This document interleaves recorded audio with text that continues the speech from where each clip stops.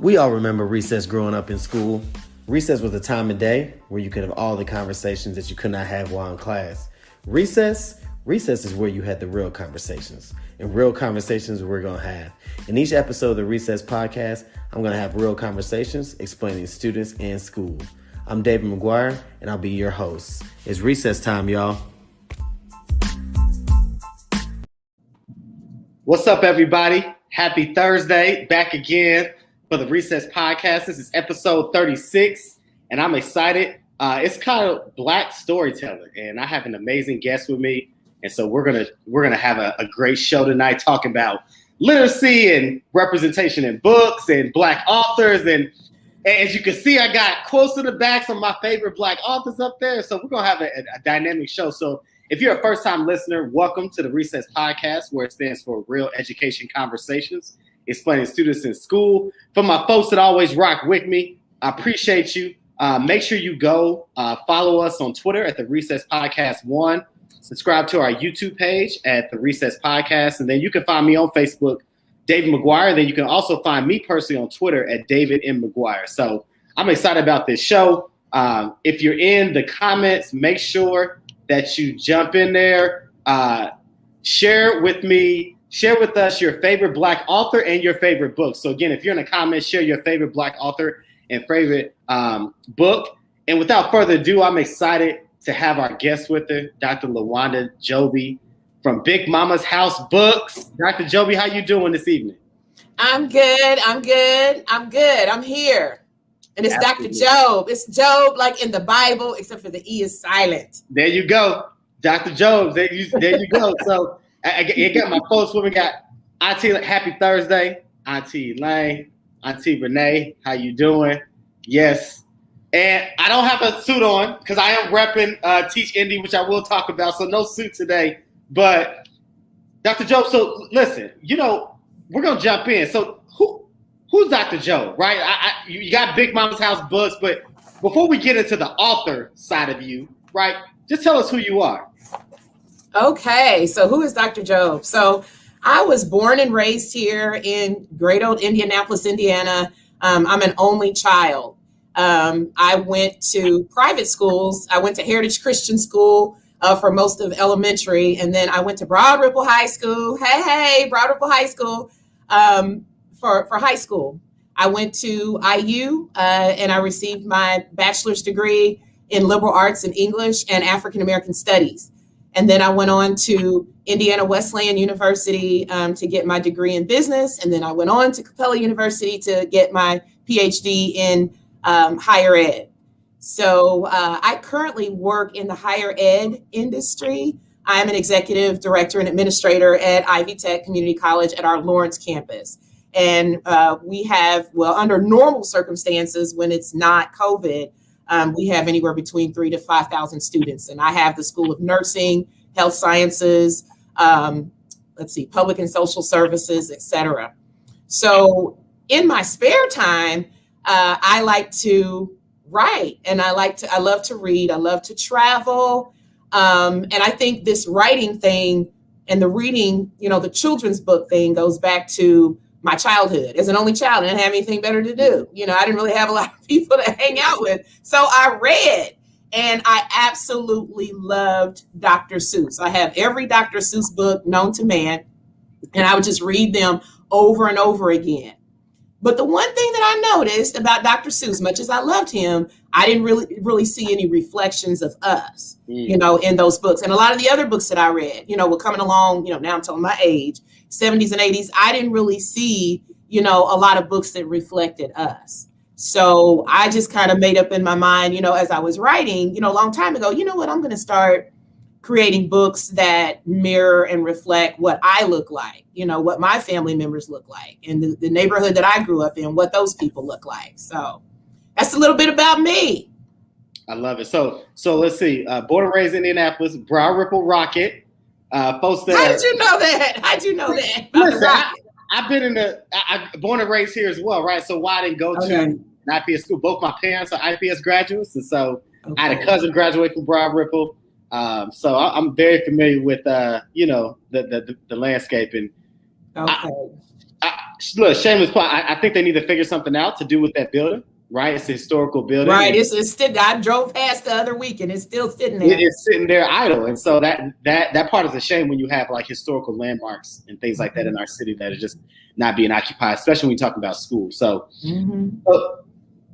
so you mentioned something. You said African-American studies, right? And so, oh yes, and I'm gonna tell you,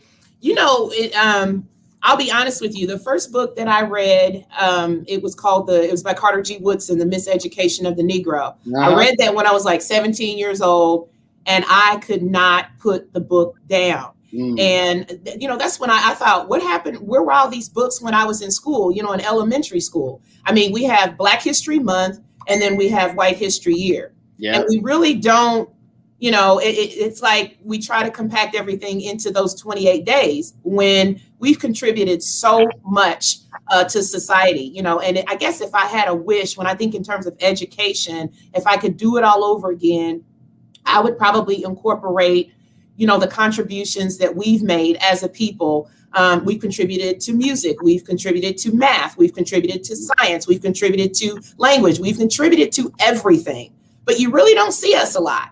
And it's almost like we pick up during slavery, like there was no history, prior to that. And so I had the opportunity when I went to college to actually focus on African-American studies. And it helped me to maintain a really good GPA because I was reading a lot and just learning a lot about myself. And because again, all throughout elementary school and everywhere else, you don't really see a lot of images that reflect us, if we're not, sports and entertainment, but there's so much more to us. Absolutely. Listen, I tell people this story all the time. I went to Central State, historical Black college. Hey. HBCU in Ohio. And I got introduced to Black authors. First, James Baldwin, right, as a freshman. Yes. And my professor gave me A Fire Next Time. And I read it in like 2 days. After that, I went to the library where I had work study, and I just started picking up any book by a Black author that I could find, right? Because I went to a fairly diverse high school as far as student body, but representation of teachers and staff and the type of literature and type of text that we read and the history we got in social studies wasn't very diverse. So when I went to college that freshman year, it was like a whirlwind. I make a joke. I came back home and I was woke, right? I was extra woke. Listen. Nothing. Outside of having an afro and wearing, I was it. And I told my mom, I said, I don't do 4th of July anymore. I'm not. Oh, you got real. Oh, you was a step away from Nation of Islam. Listen, I was, just because I said, why was I not taught these things, right? And so I don't fault my parents, right? They knew about these things. They just never really talked about it. That's not their way of doing things, right? But I went to college, changed everything. Changed my majored in English and African American studies. Knew I wanted to be a teacher, but I wanted to be a different type of teacher, right? So listen, so I definitely know exactly what you mean. So here we are. I was woke. Absolutely. So, Dr. Jobe, just for the folks that don't know, you and I met. We did a Read Across America Day at my school, and which is a day where we had a bunch of people in the community take time out to come and read to our students. And so those that are listening, Dr. Jobe came and read to a 1st and 2nd grade class. And I can say this because it's a fact, and anybody that's at our school knows, those kids, especially those 2nd graders, were so locked in to you and your stories and your books, and literally still to this day are talking about it. And they have a copy of your books, which I have as well. We're going to advertise it, right? A couple of her books is right here, and I'm going to give out some on the show. But the kids loved it, right? They absolutely adored the books. They still talk about it. So I want to go to, though, their favorite, which is most people's, right? Big Mama's House. So, and we're going to talk about all 3 of these, but Dr. Jobe, tell us and tell the audience, what was the inspiration behind Big Mama's House? When you wrote it, you know, why you wrote it, what's it about? What's it about without giving people too much because I want them to buy it, but what's the inspiration behind it? So Big Mama's House is, my grandmother is the inspiration behind this book. My mom passed away when I was young. I was 8 years old, and my grandmother stepped in to help my dad raise me because she was like, child, this man don't have no idea about how to raise a daughter. So they lived next door. So she just stepped right in, you know, to help raise me. And I call it Big Mama's House because, first of all, that is an African-American colloquialism that everyone, you know, within the Black community is familiar with. They have some kind of big mama or a nana or a grandmother. And that is usually the matriarch of the family. She's usually the one that holds it all together. And we've seen that all through storytelling. We've seen that all in movies. We've seen that with Medea. We've seen that with soul food, you know, back in the 90s. Again, I'm showing my age. But the motivation for that book was behind her. And a lot of the other big mamas in my family, and a lot of the other big mamas and grandmothers and matriarchs in the families that I know of. So that story is basically, you know, told from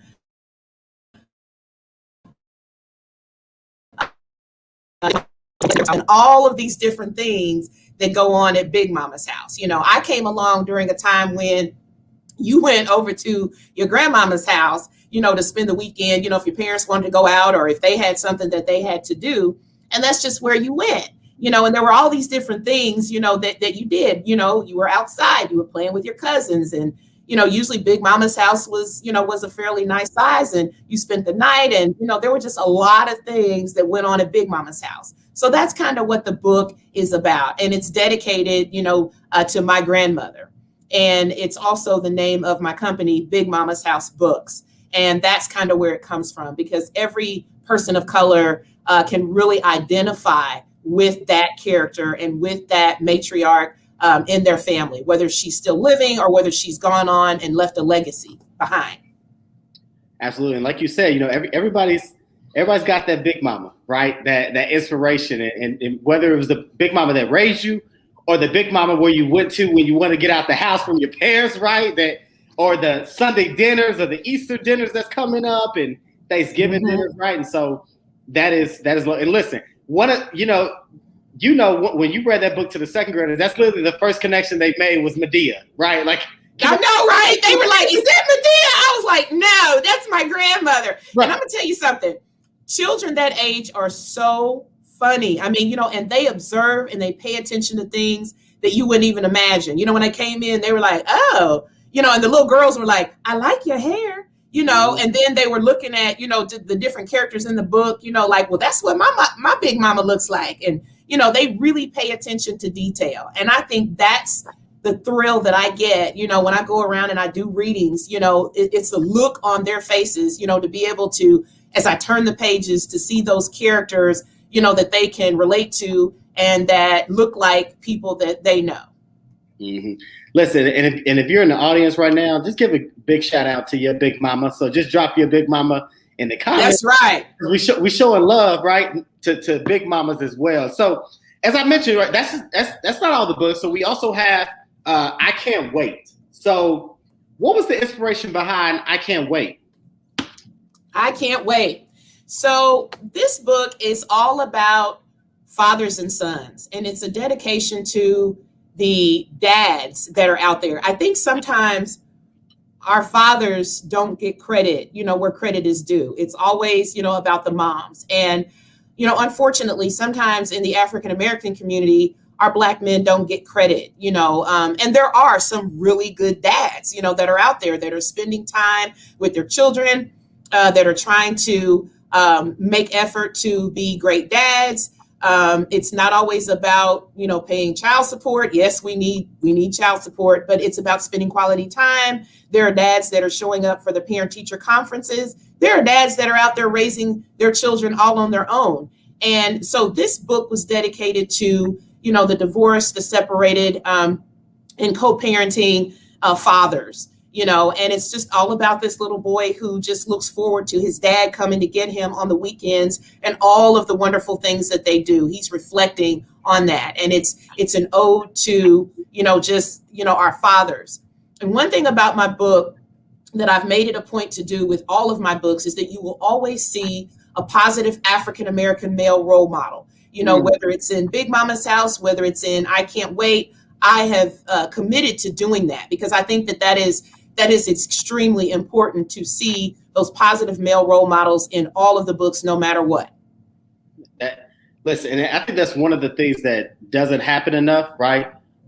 In movies and TV shows and books, right? We black men don't get that type of recognition and that love. So I think that's beautiful. And so that will be obviously the next story. I tell folks, as my daughter Zuri Rain is getting older, right? I'm trying to read to her. So we have a. Oh, I like that name. That's beautiful. Hey, well, I'm gonna shout out her mother for that. She named her, so I'm gonna give her mama. Hey.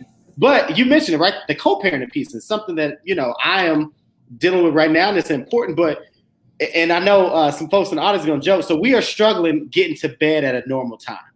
But part of our routine, right, is bath, brush, books, then bed. Okay, that's supposed to be. Now we get through everything. It's the bed part where it doesn't happen at a right time. But we read Big Mama's House together. I read it to her, and she did sit through it. And so our next book this weekend will be I Can't Wait, right? And so I'm excited about that. But the last book that I have, right? It's the favorite. Tina Tucker Toodles. Toodles. Yes, it's a tongue twister. Tina Tucker Toodles. Say that 3 times, right? So I know, right? Tell us the inspiration, because this was the first graders. This was the book that they liked. They liked this one. Oh, yes. They tore this book up. And I'm going to tell you, it was so funny because after every time I got finished reading a book and I'm like, okay, it's time for me to go to the next class to read, they all rushed out of their desk to run up there to touch the book. It was so much fun. But this was their favorite. Yep. So this one, what was the inspiration behind it to writing this one? So my granddaughter, Malaya, I have a granddaughter, and she's a very picky eater. And so this motivation was behind her. This is actually photos of her. Malaya just does not like vegetables. She likes sweets and sugars and cookies and everything else that most children like. And so this book is about this little girl who's a very picky eater. And there's a whole lot of stuff that goes on in the kitchen, and it's encouraging, children to eat. The vegetables are good for you, but she and the babysitter just do not, they get into a squabble because she just refuses to eat. She refuses to eat her vegetables. And without, telling too much about the end of the story, that begins to shift. So a lot of the stories that I write, there's a lesson in it. And it's all about eating your vegetables. I know when I was in your first or second grade class, I asked this, the kids, I was like, well, how many of you like vegetables? And some of them raised their hands, and some were like, I like carrots, and, I like this and I like that. And some of them were like, I don't like anything at all, So it was just funny. We interact, when I do the readings, I interact with the students, and it is just so funny. But yes, there's a lot of things that go on, between Tina and the babysitter, trying to get her to eat these vegetables, and she tries everything. So tune in, read the story. It's a fun story. And so far, this has been the favorite book. I thought that I Can't Wait would probably appeal to a lot of little boys, and the girls like that. And then I've actually had little boys who like this book, and there's a lot of funny things that go on in the story. So, yes. I can attest, and I have some folks that are asking, where can they purchase the book? So if you guys see in the ticker, you can contact Dr. Jobe at Big Mama's House Books at Gmail, Big Mama's House Books at Gmail, or you can give her a call. Yes. 877-442-4462. But folks know, whether it's the Engage podcast or the Recess podcast, I'm all about supporting my people and the village. Yes. So if there are some folks in the audience that is listening, here's what I need you to do. Y'all know how to find me. Most of y'all know how to find me. Reach out to me. Tell me, which book do you want? I will purchase you one of the 3 books, right? Either 1, 2, or 3. You tell me which book you want and where to send it, and I will purchase the book from Dr. Jobe. and then I'll mail it to you. So again, if you want a copy of Dr. Jobe, one of Dr. Jobe's books, you can reach out to me. You can go to the Recess Podcast at Gmail, or write me on Facebook, Twitter, wherever, or reach directly out to Dr. Jobe. But I'm going to buy them straight from her. So hey, and then also go to the website, bigmamashousebooks.com. Please go to the website, and I'll send them. I'll sign them for you. Whatever you want me to do. Because I got my signed copy. Yes, I did. So listen. So again, we are all about supporting. This is about Black storytelling, right? So you describe, right, the books that you wrote and the message behind them. But I think one of the things that stuck out to me was Read Across America for us was about us highlighting and celebrating literacy, celebrating reading, getting kids to love reading, right? Because, and some folks put in the comment, right, reading was some people's escape. When you don't have nothing else, right? When you grew up poor and you ain't got much, you ain't got cable, right? You see the world through books, right? And so I want to talk about, why is literacy, early literacy, so important? Why is it so important for parents and guardians and people that love children? Why is it important for us to read to them? I think it is so important. And they say that really, even before a child is born, if you are a mother, carrying a child, the music that you listen to, the food that you eat, everything that you internalize, including reading, really helps that child to develop.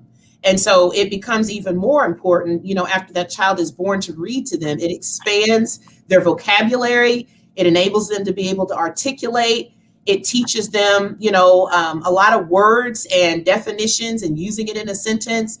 I went to a private school, and one of the things that I'll never forget, we had these little ugly blue-green books, and they were called the Victory Drill books. And we had spelling tests every Friday. And they would, I would literally, just get drilled on all this different vocabulary, but it helped me, to be able to read. And even if you start reading to a child as a baby, they start to internalize that and take those words in, to the point where, when you give the child the book, they may not even be able to pronounce the words, but the pictures begin to make sense. And then they start to, as they begin to talk and their vocabulary expands, even if they're not reading the book word for word, they can tell you what's going on in the story based on the photos and the images that they see.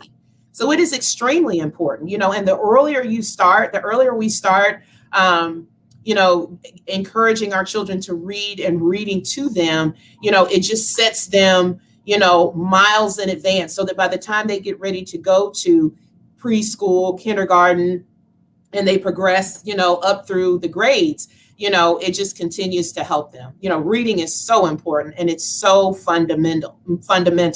But when you see, images, when children are able to see images that look like them and reflect them, they take that in, and that, also improves with their reading. It improves literacy. It improves their self-esteem. It does things on so many levels, when they can turn the pages and not only see characters that look like them, but stories that are relatable.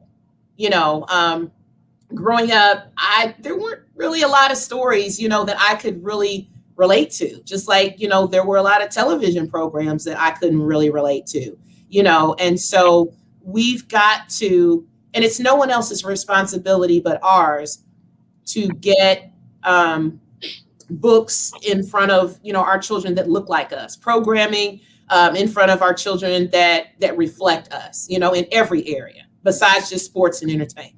Absolutely. So again, being at an elementary school and thinking about reading, right? And as you mentioned, right, it's important. They say when women are pregnant that they should read to their child, and kids should be read to at an early age, because there's a lot of studies, right, that particularly Black kids come into school with a word deficit compared to their white counterparts, right?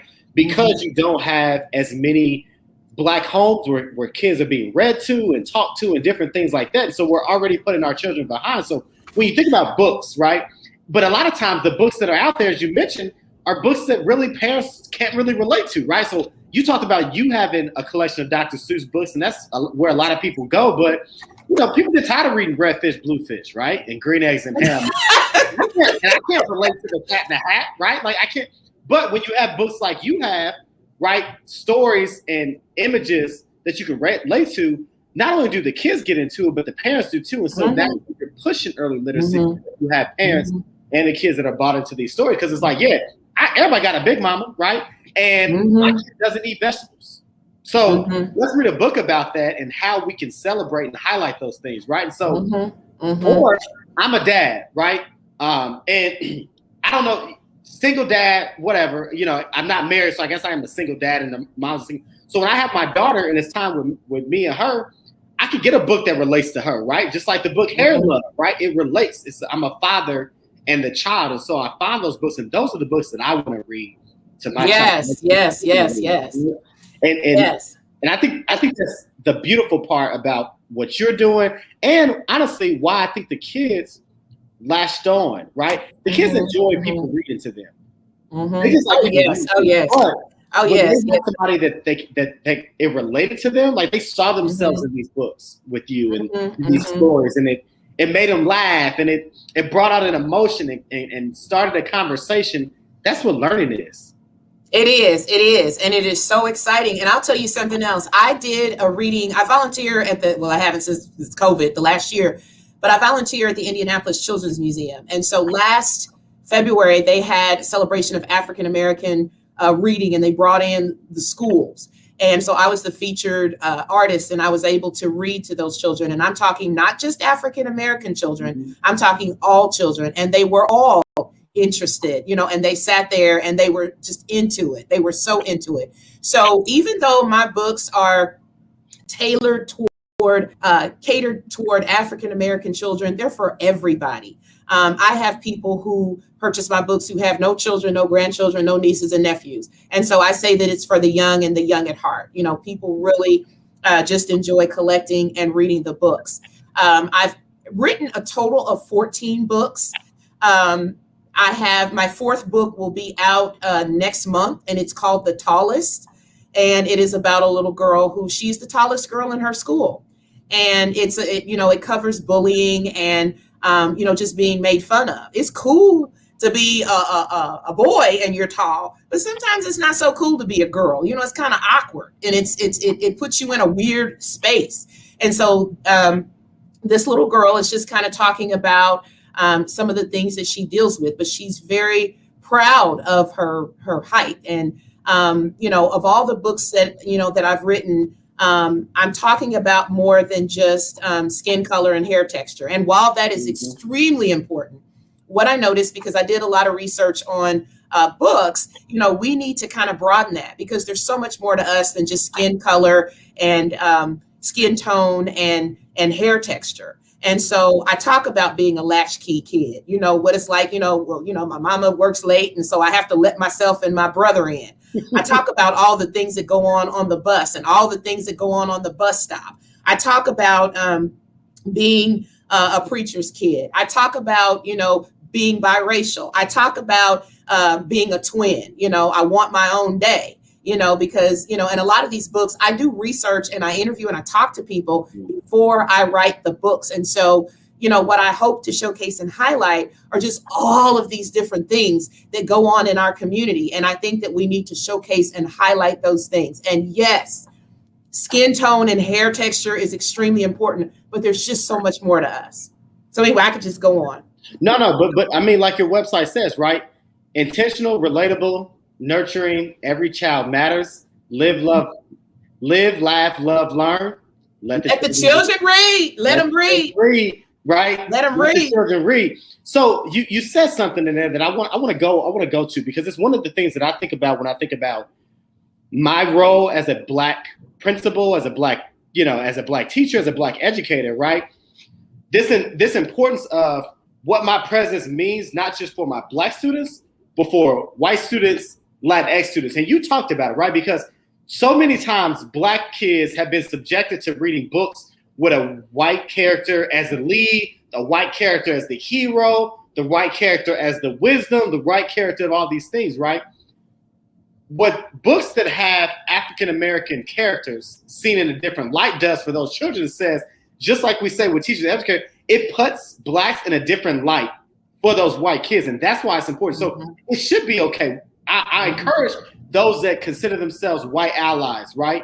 To yes. read books by black authors about a black character to your children, because it paints a different picture. So I think it's great to hear that not just black families are buying and reading your books, but for white families as well, because that's how we're going to get over, this mess of a system that we're in. Listen.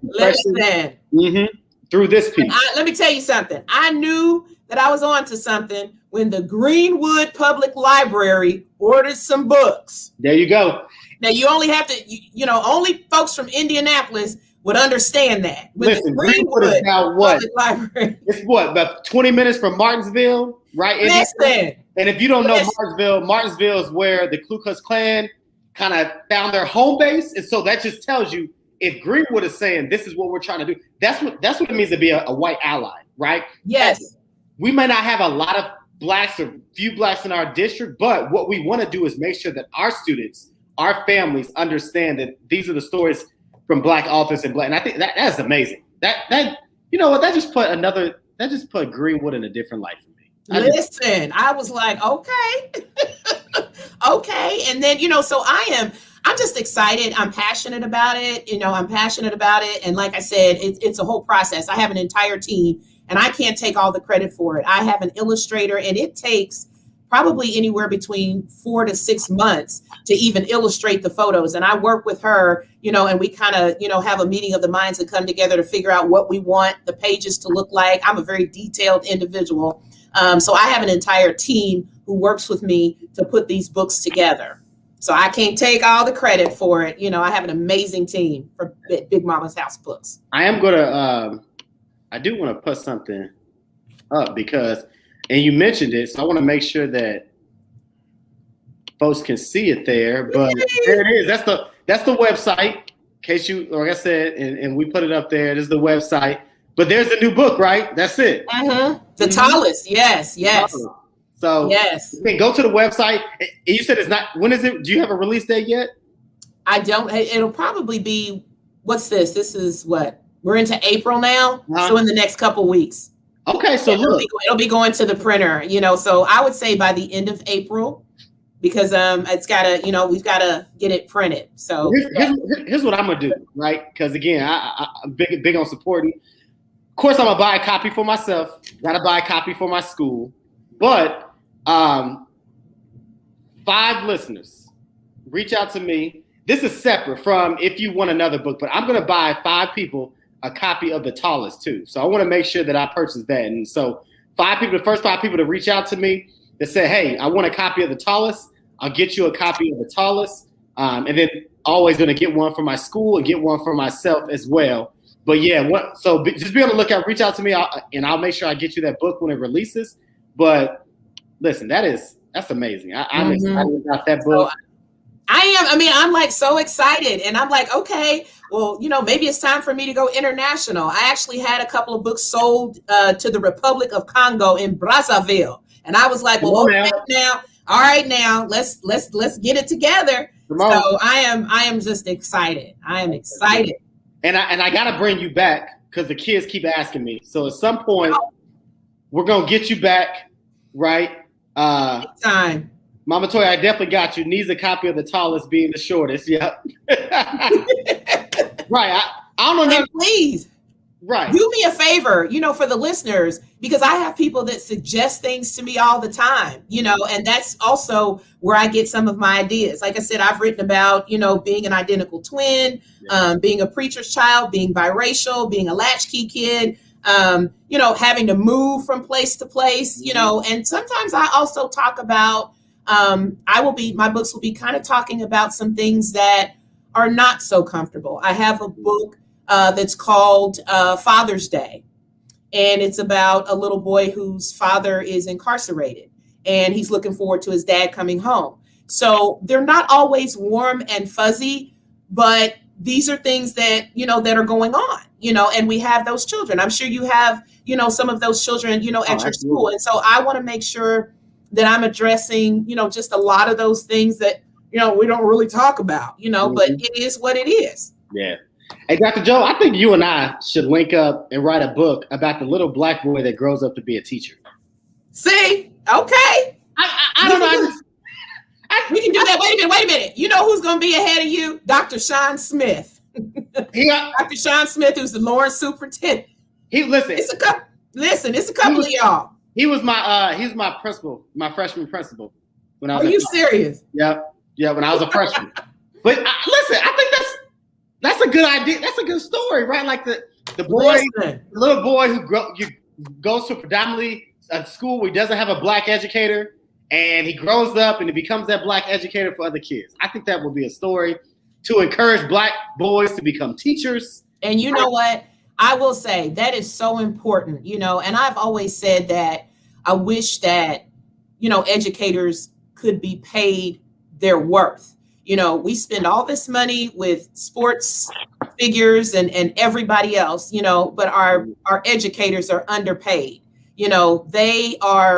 They wear so many hats, with our children, and they serve as the teacher. They are sometimes the surrogate mother. They serve as the counselor. They wear all these different hats. And the same, in higher ed. I was formerly an assistant English professor, and what I found, in the classroom at community college was that I was not only an instructor, I wore multiple hats. So that transcends all the way up through college, K through college. As educators, AfricanAmerican educators, we wear a multitude of hats. And I just really think that, we need to step it up as far as paying, our educators, because they take a lot. They take a lot. But I will say this, with COVID, I think that some of those parents, that have to stay home with some of these kids, they probably now understand what those teachers was going through. That's all I'll say about that.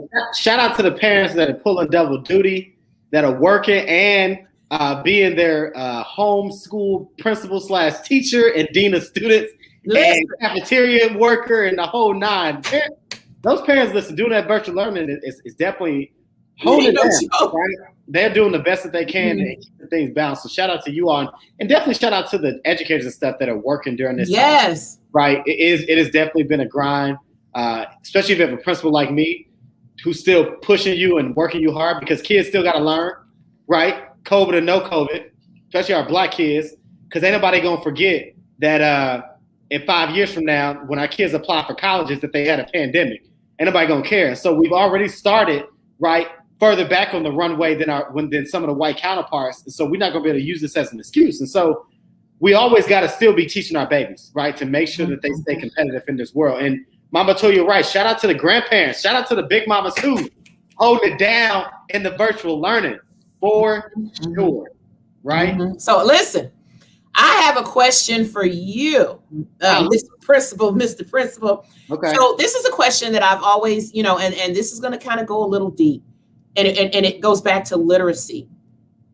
Help me to understand how we have some adults who can't read, but went to school, or anybody else out there in the audience. Help me to wrap my mind around that. What happened? How does that happen? It was criminal, right? There's I think Julian Bond said, if a kid goes to school for 12 years and receives 6 years worth of education, that's a violent crime, right? It's absolutely criminal for a child to go through and graduate high school and not be able to read. It's criminal for a kid to go through elementary school, kindergarten through 5th grade, kindergarten through 6th grade in some places, not be able to read. It's criminal for kids to get out of middle school and not be able to read. Now, that part's criminal. Not teaching them is criminal. The problem I see is when you have a student that is behind, schools are afraid to bring that parent in and have that conversation, because retention it's a dirty word and people don't want to hear that. But you'd be better off holding back a kid in 1st grade than passing that kid along, because it doesn't matter if you graduate at 19. I'd rather graduate at 19 being able to read than graduate at 18 and can't read. Okay. So you hold these kids back because you want to, or you don't want to hold a kid back because it's like, well, I don't want my kid to be older than a bunch of kids, but you want your kid to be the same age and can't read, right? But it's the school's responsibility to talk to that parent early. If you got a kindergartner that's struggling out of kindergarten, that doesn't know their letter sounds, that doesn't know their letters, you need to have a conversation at the end of that year and say, mom, dad, grandma, grandpa, auntie, uncle, adopted, whoever, a kid should know all 26 letters and all their sounds, right? And if they don't know those things and they're not doing that, then that needs to be a conversation. I'm not saying necessarily hold them back in kindergarten, but it needs to be a very strict conversation that if this doesn't improve, then we might need to hold them back in kindergarten or first grade, or we might need to put wraparound supports and interventions and things like that. But people don't want to have those conversations. And when I say people, I say school leaders. School leaders and teachers don't want to have those conversations because they're afraid of the parent, and they're afraid of the parent because they haven't taken the time to develop that relationship. If I got a relationship with you as a principal and a parent, then yes, I can call you and say, hey, Dr. Jobe, right? Your granddaughter, she's struggling with reading, and I'm a little concerned. And this is what we've done. Here's what I want you to do at home, but we got to monitor this, right? Okay. We got to have those conversations. And they're not doing that. They're just passing these kids on because it's easy. Or the kid is troubled, right? And so let me just get them out. Let me just get them out of the way. Let me just move them on, get them out of my hair. That's criminal. And those schools and those, I said it on a previous show, right? Those schools and those principals and those school leaders should be brought up on charges of education. But let me ask you this. What about pressure? I'm be devil's advocate for a minute. Yeah. You know, let's just say I'm an educator, you know. You know, I have people higher up who are watching me, and they're expecting for me to pass these kids on through. And if I don't, you know, then it's going to fall back on me. You know, I'm getting pressure from, you know, from the, you know, the Board of Education and from other entities. I've heard that as well. Yeah. So, you know. Then fire me. Because here's the thing. I'm not passing on a kid that can't read. Okay. Right? Shout out to Tinley. There's a lot of people. And listen, I think you just have to draw a line at some point, right? And that's because I'm going to say this, right? And this is only endorsed. I can say this because it's my show. This is the issue with people, what they have against charter schools, because charter schools are willing to have these conversations that township and public schools, certain public schools aren't trying to have, right? They're just going to pass the kid on because let's just pass them on through. These teacher unions and all this other crap. It's just like, no, like, where's the child union? Where's the union that's going to stand and say, this kid can't read, we need to make sure we get this kid supports? And if it's the teacher, then what supports do we provide to that teacher to better educate that child? Like, I don't understand. And we got some folks in the comments that are jumping in. I want to get these up here. Please. I'm starting a literacy building program for teens and young adults because the school system is right. So here you have, right, and Missy Lane, Auntie Elaine is in Philly, right? And Philly has a dope parent advocacy group. That's not a formal group, but just some dope parents who like, I'm gonna make sure that if the system fails my child, then I'm gonna hold the system accountable and I'm gonna put resources in place. And so you have things like this, right? But here's the issue, right? She shouldn't have to do this. It's our job as a school. I told a parent, Dr. Jobe, I told a parent say, Mr. McGuire, my child is struggling with math. I'm going to go pay for a tutor. What? If I'm a school leader and I'm a school and a parent tells me I'm going out to pay for a tutor, then I failed my job. You should not have to go out and spend money on a tutor and your child goes to a school. That should be my job to say, hold on, mom.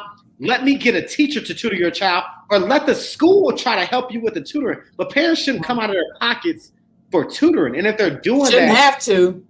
But they have to because schools are failing and schools aren't willing to jump in, right? Mama Toya said, poor quality schools, parents working sometimes, parents ignoring the issues. That is true, right? Parents ignore it too, right? Because look, who wants to go to the barbecue or the family picnic in the summer and say that their kid got held back? Right. So parents and then also, I'll say this, you know, with the whole literacy thing and the question that I posed about, you know, how does someone get through high school and get through school, you know, and as an adult, you know, they have literacy issues and they can't read. I think the older, because you brought up something great, David, you know, the sooner you identify that issue, you know, the quicker we should be able to remedy that. But when they just kind of get passed through, and a lot of times the older someone becomes and they're having challenges reading, you know, the harder it just becomes. You know, I've had some conversations with an adult who ended up going back and, you know, secretly learning how to read. And, you know, my question was, how did you make it? You know, and they just learned to wing it and read the signs. And, you know, but it was so embarrassing, that they didn't really want to share that information with anyone, but they finally, got up the courage to, learn how to read and say, hey, I need help. So I think it becomes even more challenging the older you become. If it is not addressed, like you said, at a younger age, it just becomes even more challenging because most people just automatically make the assumption that people know how to read. And they don't. Yeah. And listen, this was, it said right here, right? There's not a lot of attention paid to those who are out of high school heading into adulthood who can't read. Like you said, there's a lot of adults that can't read. So if I'm struggling to read as an adult and I have a child who's in school, I'm not trying to read that homework, right? I'm not trying to read that assignment. I'm not even trying to read that letter by the teacher because I can't read it. Or if I'm reading it, I'm reciting the words and I can't comprehend it because that's what people don't understand. There's reading, reciting words on the page. There's reading to comprehend. And we have a saying at Tinley, and it's something that I stand by as an educator. Kindergarten through second grade, kids are learning to read. Third grade and up, they're reading to learn, right? Learning how to read, K through 2. 3 and up, I'm reading to learn. So until you can read, you can't read to learn until you learn how to read, which means you understand how to decode, do letter sounds, letter fluency, vocabulary, context clues, and now pronunciation, right? And now I'm able to read a book and I understand it. So, but you got look, functioning illiterates. They're too ashamed to let somebody know. Yes, right? Yes. And that's what happens to a lot of schools, right? A lot of schools are getting these kids, right? And they're passing them on and they're passing illiterate. And that is exactly what's happening. And shame on us. After third grade, you read to learn. That's it, right? So now I'm reading a book because I'm learning about it because I've already been taught how to read. But I want to go to something, Dr. Jobe, because my friend of mine, April, brought up I just wanted to put this up here as an interesting topic for a book, right? So she said, as a kid, I went to a private school, and I remember being the only adopted kid. That would be a great, right? So if I'm adopted, right, Black child adopted by maybe a white family, and I go to this private school, look, how do I explain that my parents don't look like me, and I'm at a private school, right? But a lot of kids, even adoption is a topic that people don't talk about. Yes. Right? And so, again, we're going back to, I know we're jumping on topics, but I wanted to bring this up because when we talk about why you write your books and the representation, that's another reason, right? If I relate to things like that. And like I said, how I started out, I had this board and I just started writing all of the different issues and all of the different things that children go through. Like I said, the things that happen on the bus stop, being a preacher's kid, having to move from place to place because maybe your home life is not so stable. Well, now we have to go live with grandma. Well, now we have to go move over here, or changing schools, or adoption, like someone mentioned, or, a parent who is incarcerated, or a parent who's suffering from depression, or all little Black boys are not, geared for sports. There's some little boys who really love to read and they love to do other things. And so there's just like a plethora of all of these different things, having red hair or having freckles or wearing glasses or, there's just so many different things, I could just go on and on. So the stories showcase and highlight, these things, or being heavyset or, or being too skinny. I mean, children can be very cruel. So they will find anything, to talk about. It's like, and not all children can afford Jordans, so just even the clothing, I have a book called Hand Me Downs, so I've got, all of these, just all of these books. And so as we put the books together and as the illustrator gets them together, I'm putting out, one book, after the next. But like I said, the longest part of this process is the illustrations, because I really want good illustrations, because I ain't gonna lie. I done seen some books out there that look like stick figures and it looks like a second grader drew the pictures. And I want quality pictures that are reflective of what our children look like. These are quality pictures you got, right?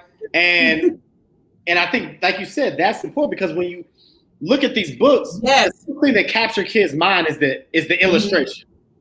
Yes. Because also what you can do is if I'm in a kindergarten class or first grade class, so describe to me, what do you see in this picture, right? What do y'all see in this picture, right? Well, I see a grandma, which look like her grandkids. It looks like she's ordering them to what? Wash their hands, right? Maybe they're about to eat. Maybe they just came from inside, right? That's how you start a conversation. That's what education is, right? I ain't got to read the word. The word says, go wash your hands, those dirty hands, because you've been outside. But if I'm a kid and I grew up with I remember what it was like being at grandma's house, playing outside. What's the first thing you do? Take them shoes off and go wash your hands. And stop running in and out this house. And, you know, and then here's the thing. You're right. Stay in or stay out. And then here's the other thing. You know, there is really no such thing as the traditional family anymore. You have a lot of grandparents who are raising their children for whatever, the grandchildren for whatever the reason. You have same-sex parents where you have two moms or two dads. You have single dads. You have single moms. You have, you know, and sometimes an older sibling who may be raising, you know, the younger siblings, you know, because there's an age gap. So there's all these things that we need to address, you know, and that we need to talk about. And you'll see that in my books. Absolutely.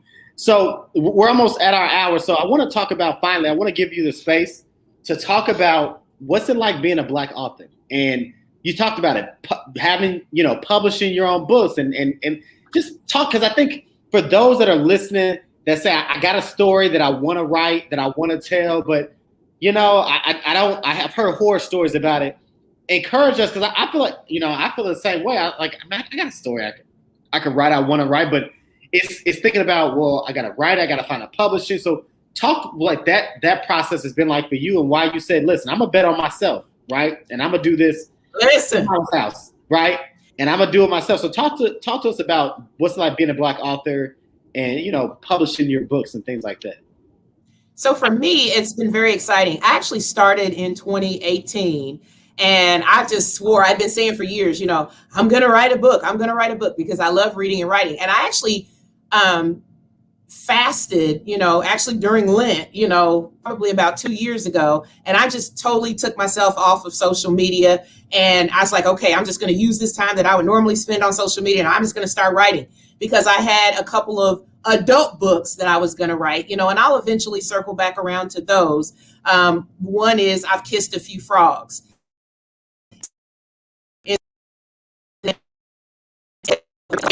Then I was going to write another one that was more geared toward, you know, sons and, you know, just how we raise our sons, raising unproductive cuteness. You know, that's going to be coming out. But as I began to write, I started, you know, these children's stories started coming to me. And so there was an entire shift.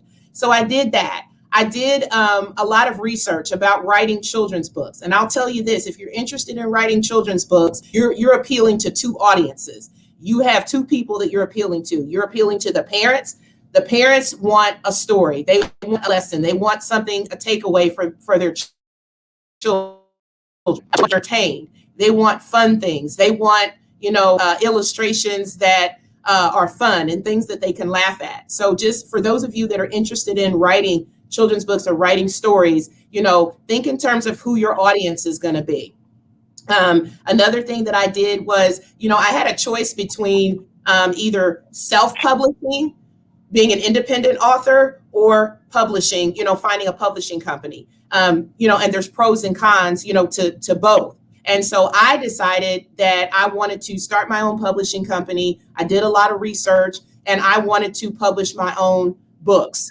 And I think the wake-up call that I got, you know, because I live between here and Georgia, and I was at this publishing company in Georgia, and I was actually reaching out to them for them to just print my books.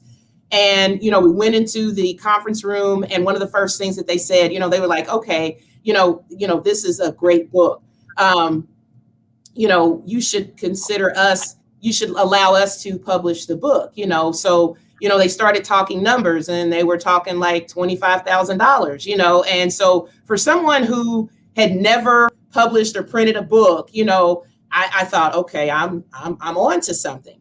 But before that meeting, I had done my homework, and I was like, okay, well, if you give me $25,000 and you publish the book, that means your emblem, your logo is going to be on the outside and on the inside of the book. If you publish this book, that means that you have the right to come back and say, well, you know what? We don't like the title, so we're going to change it. Or we don't like, the skin color or the tone of, the character. So we want to change it. So you always want to bear in mind that when you think in terms of self-publishing and actually having a publishing company, that publishing company, if you allow them to publish it, that gives them a lot of rights, and I wanted to retain the power to all of that. And then I started thinking, well, what, y'all going to pay me $25,000? So then you go one day sell it to Disney for $25 million and then I'm out of it. So there's a lot of legality, behind it. I also, got a law firm to get Big Mama's House books, my publishing company, set up as a registered trademark. So it's a registered trademark. So as we think about writing books, I would encourage everyone to do your research, do your homework, and make a decision based on what's going to be best for you. A lot of times I see authors that just publish books and just put them out there on Amazon. All of my books are sold through Big Mama's House Books website because I don't want Amazon selling my books for $2. So those are the types of things that you have to think about. You have to think about, contracts and non-disclosure agreements and, just all sorts of things.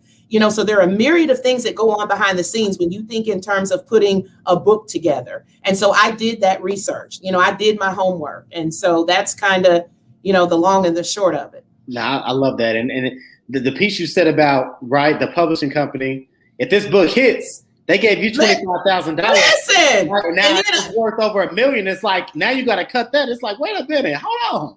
And you know what? Unfortunately, in the Black community, that happens to us a lot, where, we have all of these ideas, we've invented all of these things, but then we don't get the credit for it. So do your homework and make sure that you are well-versed and that you have a clear and concise understanding of the process behind the scenes. And don't just put something on Amazon and sell it and you haven't bothered to get what is it called? An editor, because I done seen a lot of stuff on there and the spelling is, it just ain't right. It just ain't right. Right. And you said it too, the illustrations are bad and all that's appealing, right? It's everything that you do, right? And I think about, I tell people, even with this podcast, right? Like even the podcast, and we talked about it in the pre-show, right? I sent you the questions ahead of time. I wanted you to know what we were going to talk about because this is my brand, right? This is what I'm doing. And I want to make sure that people see it's like, it comes off professional, right? I sent you an email from the professional. I gave you the things you needed, right? Because all that's branding instead of just saying, well, I'm going to just do this show. And I tell you, every time I come on. And we just going to wing it. We're just going to wing it. What are we going to talk about today? I don't know. We're just going to talk, right? Well, yeah, you have topics and we talked about a couple of things that might not have been on there, but that's how you have a dialogue. But we had a framework that we were going to talk about. Listen. And that's what you got to do. Listen, I tell people all the time, I've learned from some great people. I want to shout out Ray Akram, who is part of the 8 Black Hands, who's helped kind of show me, right, like how you market and brand, do the podcasting thing, and how do you have these conversations. I'm very particular about who I have on and highlighting people, right? I got my folks from Philly, Auntie Renee, Auntie Lane, Mama Toya, who just hit me up and said they want copies of the book, right? They're always so now Dr. Jobe, who's in Indianapolis, now you got some folks in Philly who's about to buy your books, right? And yes. And I can add that to the map because I have a map on the website that shows everywhere. And I've got to add, like I said, the Republic of Congo, so now it's over in Africa. Listen. And I'm going to keep publishing. And even when the show's over, I'm going to publish. I'm going to tag and say, hey, check out the website. Go on the website, purchase the books. That's why I'm purchasing books for people. Because one, I want to get it in the hands of people. I want to support you. And I want to support you mainly because, you're a Black author. You're doing it for the city. But I saw the reaction that my kids had to you. And that's all I needed to see. I love them to death. Oh, my God. That's all I needed to see. My kids were so in love and they were just in awe. And I tell them, they ran up to you, they wanted to give you a hug and take pictures. I know. Oh, we had a blast. I'm coming back. Absolutely. Please do. And so like that, I'm like, you know what? No, I said, I got to get Dr. Jobe on. We got to talk about this and just talk about literacy and talk about Black storytelling. So listen, Dr. Jobe, I appreciate you coming on. Real quick, what's your final thoughts? So I always do a segment called Final Thoughts. You can share. I got the website going at the bottom for people to find you, Big Mama's House Books at gmail.com. You can call. But what's your final thoughts? What do you want to leave the folks with before we close out? So my final thoughts are, as a people, as African Americans, it is our responsibility as parents, as grandparents, as educators, aunts, uncles, siblings, etc., to make sure that we get books in the hands of our children that reflect them, that reflect their life, that mirror them. Because when we do that, it enhances reading, it enhances their self-esteem, and it just prepares them for the global economy that awaits them. It enhances their literacy, and it gives them something to be proud of. So with that being said, live, laugh, learn, and let the children read. Amen. Let them read, let them read, let them read. Listen. Look, I wanted to, so I'm going to take this real quick. So everybody knows next week, Wednesday, it will be 1 year since I launched the Recess podcast. It was April 7th, 2020, when I did the first show entitled Black Girl Magic. And next Wednesday, I celebrate a year. I cannot believe it's already been a year. So next week, episode 37 is titled Power to the Parents.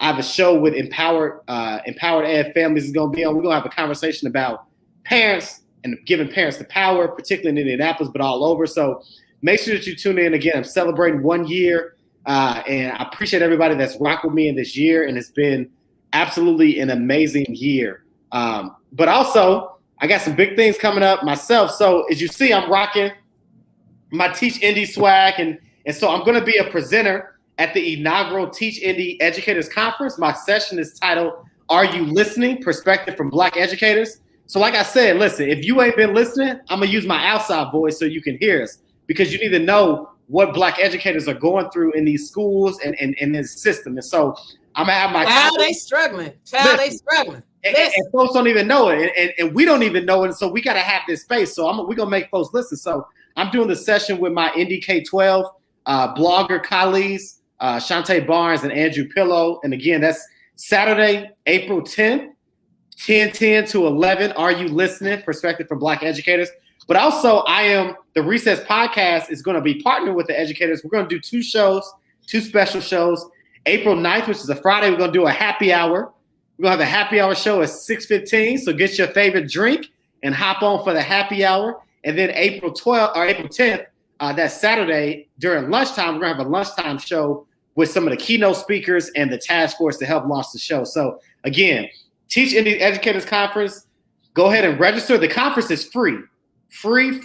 It's open to parents, educators, educated adjacent, anybody that's adjacent to the education space. Make sure that you register for the Teach Indy's Educators Conference, April 9th, 10th, and 11th. It's a huge deal for our city. Shout out to Sarah Marshall and the team at the Mind Trust for help supporting it. And so I appreciate there we go. She's got it there. Lauren's got it there. And I want to give a shout out to my girl, Lauren. Congratulations on the new gig. She's doing some great work at the Mind Trust with racial equity. And when I met her, I know that's her passion. So glad to have Lauren back in the city. Congratulations to you on that new gig. But Dr. Jobe, thank you again for coming on. We're going to get you back at the school. Definitely probably going to get you back on the show. Yes. And after Dr. Smith gets with you, make sure you and I connect on this book and later in 2021. Yes, and you'll be getting an invitation. I'm going to be having a Big Mama's House book launch that was supposed to be a year ago, and so I want you to bring your team to that. It's going to be Saturday, May 15th from 7 to 11 at the Skyline. We're going to be celebrating. We're going to be celebrating, so there'll be a lot of educators and folks there. So please bring your team and come on out, because people will be ready to celebrate. I'm gonna get my good suit. I'm gonna get on my good suit. I put on my good suit, and if we've been in COVID, I ain't been able to put on my good suit. That's right. And thank you for joining that day. I serve on the board for the Community Alliance of the Far East Side, and thank you for being a part of that. That's where I met you. Yeah, absolutely. Listen. Oh yeah, we're doing some big work, and I will tell you, we got this Far East Side Books and Brunch Literacy Initiative that's about to jump off. It's the Far East Side Books and Brunch Literacy Initiative. Listen, we're trying to do some Fred Hampton, power to the people type stuff, man, out there on the Far East Side. So support Dr. Jobe, and I'll see y'all next week. Peace, everybody.